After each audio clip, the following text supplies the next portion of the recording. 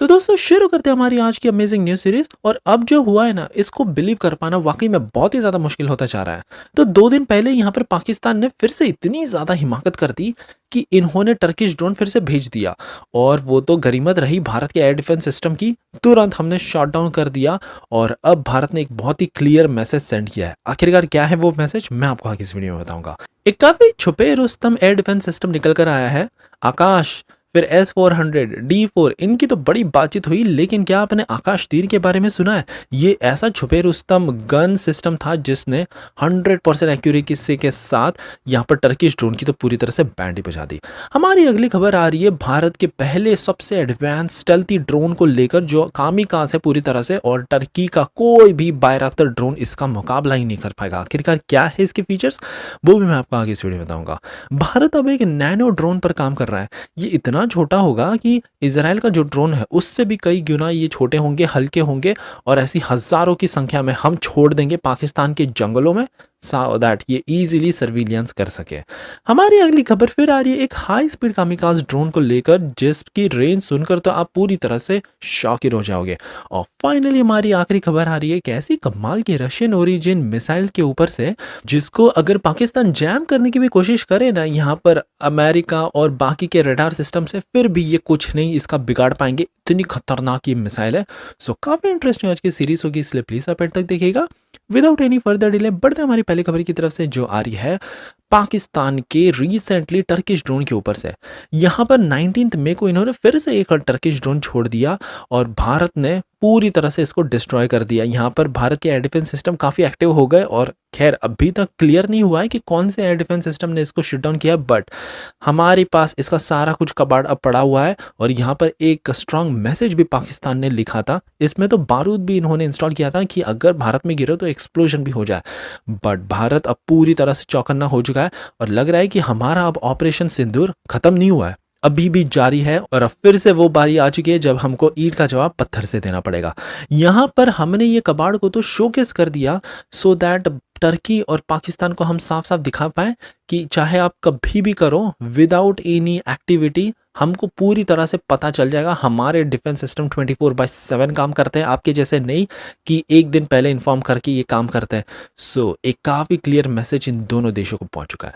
हमारी अगली खबर आ रही है एक ऐसे कमाल के एयर डिफेंस सिस्टम की जिसकी तो कोई बात ही नहीं कर रहा था।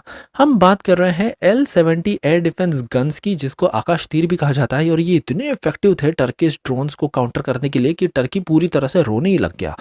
बता दें कि इसकी एक्यूरेसी रेट 100% थी। जी हाँ, 100% सक्सेस रेट इस पूरे सिस्टम का है। इतना तो आयरन डोम का भी नहीं है जो इसराइल के पास है, इनका सबसे ज़्यादा वर्ल्ड फेमस। सो अब इसकी सबसे कमाल की बात यह है कि ये अचानक से शूट नहीं करता है। सबसे पहले ये पूरी तरह से एनालाइज करेगा। यहाँ पर फ्रेंडली फायर जोन में जैसे ही ये आ जाए दुश्मन की मिसाइल या कुछ भी, सीधा ये इजीली शूट डाउन करना स्टार्ट कर देगा इनके यूएवीज और इनके कई तमाम टैक्टिकल वेपन्स और ड्रोन्स को, और अचानक से वहीं पर ये पूरी तरह से ध्वस्त हो जाएगा। इनके कमाल की बात यह है कि एयरक्राफ्ट से लेकर ड्रोन्स और मिसाइल्स को भी ये इजीली काउंटर कर सकता है with its automatic detection, tracking and engagement system. ऐसा 3 काम है इसका, और ये पूरी तरह से ऑटोनोमसली होता है। जी हाँ, यहाँ पर ह्यूमन इंटरवेंशन करने की हमको ज़रूरत ही नहीं है। हमारी अगली और काफ़ी स्पेशल खबर आ रही है भारत के एक बहुत ही स्पेशल प्रोग्राम की तरफ से, जिसका नाम है स्टेल्थी ड्रोन। और एक कैसा कमाल का कामिकाज ड्रोन हम बना रहे, जो भारत का पहला स्टेल्थी कामिकाज ड्रोन होगा। इसकी स्पीड हमने जानबूझकर कम रखी है, 0.6 माह की, ऑलमोस्ट 750 किलोमीटर पर आवर की आप पकड़ सकते हो। और ये दुश्मनों के रेडार सिस्टम को पूरी तरह से चकमा दे देगा। यहाँ पर अब चाइना का जितने भी रेडार सिस्टम है, भले ही ये कितने भी एक्टिव हो, कितने भी स्ट्रांग हो, लेकिन ये इस ड्रोन को पकड़ ही नहीं पाएंगे, क्योंकि सबसे पहले तो इसकी स्पीड बहुत लो है, इसका हीट सिग्नेचर ऑलमोस्ट ना के बराबर है, साइज भी बहुत ही छोटा है, 1000 kg का है, और पूरी तरह से ये स्टेल्थी ड्रोन है। काम इसका ये होगा, सीधा पाकिस्तान के एयर स्पेस में घुसकर यहाँ पर 100-150 किलोमीटर में आने वाले किसी भी स्ट्रेटेजिक टारगेट को ये पूरी तरह से डिस्ट्रॉय कर सकता है। और वाकई में ये गेम चेंजर होगा अगर भारत ने इसका मास प्रोडक्शन स्टार्ट कर दिया तो। टर्की तो पूरी तरह से यहाँ पर इसका गेम आउट ही हो जाएगा। हमारी अगली खबर इंडियन आर्मी की तरफ से आ रही है। यहाँ पर तो अब हम परेशान हो चुके हैं। पाकिस्तान के ऐसे ड्रोन के मामले को लेकर, तो इसलिए भारत ने डिसाइड किया है कि चलो क्यों ना हम अब नैनो ड्रोन्स को प्रोक्योर करना स्टार्ट करते हैं।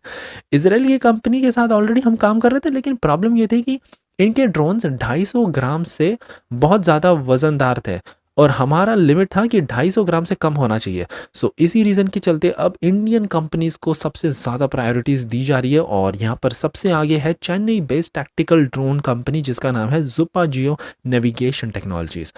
अब आपको बता दें कि हम चाइना से 5 साल एटलीस्ट पीछे चल रहे हैं ड्रोन टेक्नोलॉजी के मामले, क्योंकि इनकी जो DJI कंपनी है ये 1.5 लाख का जो बनाती है वही भारत का सेम इक्विवेलेंट 3.5 लाख का पड़ता है। तो बहुत ज़्यादा ये कॉस्ट गैप पड़ रहा है, टेक्नोलॉजिकली हम काफ़ी ज़्यादा पीछे चल रहे हैं और इसी रीज़न के चलते अब भारत पूरी तरह से इस पर फोकस करना चाहता है, कैसे भी करके हमारे हार्डवेयर, सॉफ्टवेयर, स्ट्रक्चरल कंपोनेंट और कंट्रोल सिस्टम को बहुत ज़्यादा वर्ल्ड क्लास बनाना है। हमारी अगली खबर भारत के काफ़ी कमाल के हाई स्पीड कामिकाज़ ड्रोन की तरफ से आ रही है। अब यहाँ पर इसकी स्पीड तो 0.6 माक की बताई जा रही है, लेकिन सबसे कमाल का फीचर है इसका रेंज 400 किलोमीटर्स। जी हाँ, 400 किलोमीटर्स में ये कहीं पर भी जा सकता है और किसी भी पाकिस्तान की लोकेशन, चाहे वो एयरबेस हो इनका या फिर स्ट्रेटेजिक एसेट्स, तुरंत ये डिस्ट्रॉय कर सकता है। एरोनॉटिकल डेवलपमेंट एस्टैब्लिशमेंट अभी भी यहाँ पर अपग्रेडेड वर्जन ऑफ अभ्यास पर काम कर रही है। एडवांस स्टेजेस में ऑलरेडी हम पहुंच चुके हैं, वॉर हेड इंटीग्रेशन का काम चल रहा है और बस एक बार ये पूरी तरह से कंप्लीट हो जाए, LNT को हम कॉन्ट्रैक्ट दे देंगे, इनको टेक्नोलॉजी दे देंगे और ये धड़ाधड़ इस तरह के अमेजिंग कामिकाज़ हाई स्पीड ड्रोन्स की मैन्युफैक्चरिंग स्टार्ट कर सकती है with it's exceptional long range capability. और फाइनली हमारी सबसे ज़्यादा गेम चेंजर आ रही है खबर रशियन मिसाइल के ऊपर से। भारत को एक ऐसी रशियन मिसाइल का पता चला है जो इतनी ज़्यादा खतरनाक है कि इसके ऊपर चाहे कुछ भी दुश्मन अटैक करने का ट्राई करे, इसका जैमिंग करे या फिर एडवांस मटेरियल से कुछ भी करे, इसका कुछ बिगाड़ ही नहीं ये सकते। डिजिटल टेक्नोलॉजीज लेटेस्ट जनरेशन को लेकर इस मिसाइल को बनाई है और इसका नाम है 171 RVVSD। हमारे पास वैसे तो कई तमाम एडवांस अस्त्र MK1 MK2 है, लेकिन इसके बराबरी की अभी तक नहीं है और भारत ने डिसाइड किया है कि ये मिसाइल हम प्रोक्योर करना स्टार्ट कर देंगे और जो रशियन ओरिजिन के सुकोई 30 MK आई है इन पर ही सबसे पहले हम इंटीग्रेट करना स्टार्ट कर देंगे। अब जैसे कि मैंने बताया, जैमिंग का इस पर कोई फर्क नहीं पड़ेगा, ऑल वेदर है, पूरी तरह से फ्यूचर प्रूफ मिसाइल है। 110 किलोमीटर की इसकी रेंज भी है और 12G के ओवरलोड को भी ये इजीली ले जा सकती है। सो अब भारत के फाइटर जेट्स आने वाले समय में बहुत ही ज़्यादा लीथल होने वाले। सबसे पहले तो अस्त्र MK1, फिर MK2 भी आ रहा है जहां पर इसकी रेंज 300 किलोमीटर हो जाएगी और ये सबसे ज़्यादा खतरनाक रशिया की मिसाइल जिसको इंटरसेप्ट करना ऑलमोस्ट इम्पॉसिबल हो जाएगा, स्पेशली जैमिंग करना तो इम्पॉसिबल ही है।